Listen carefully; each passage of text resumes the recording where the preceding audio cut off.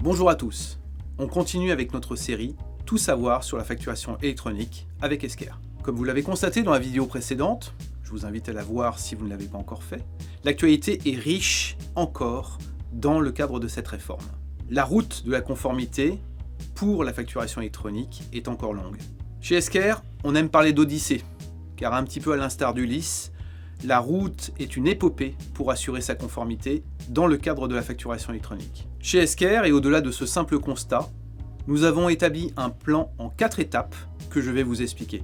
L'étape 1 consiste à faire un ensemble de travaux préalables et internes obligatoires.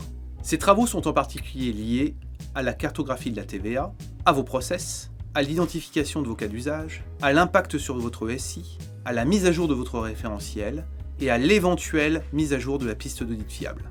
L'ensemble de ces travaux doit vous permettre d'établir un cahier des charges pertinent afin de choisir la meilleure solution. Étape 2.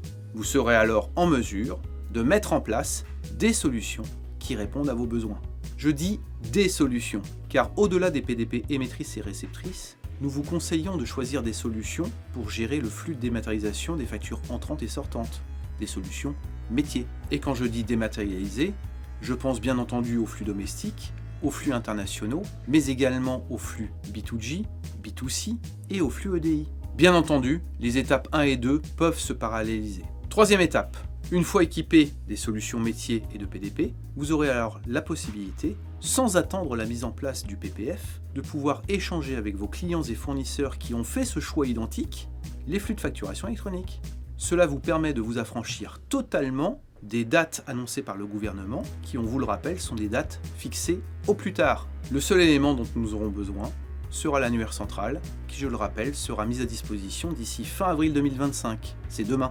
Dernière étape, vous n'avez rien à faire. Une fois le PPF, le concentrateur, mis en place, c'est Esker qui se chargera du raccordement. Les vidéos à venir seront consacrées aux détails de chacune de ces étapes, et en particulier la première, capitale pour un bon choix de PDP et de solutions métiers. Comme je vous l'annonçais précédemment, je serai accompagné pour chacune de ces étapes de cabinets conseils de renom pour tout vous expliquer en détail.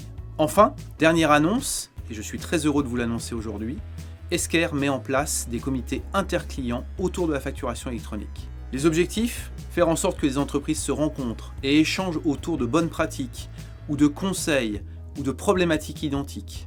Mais également mettre à votre disposition des experts indépendants d'Esker, fiscalistes, cabinets conseils, pour pouvoir répondre à toutes vos interrogations. Mais je n'en dis pas plus, si vous avez besoin de nous contacter, n'hésitez pas. En ce qui me concerne, je vous dis à très bientôt.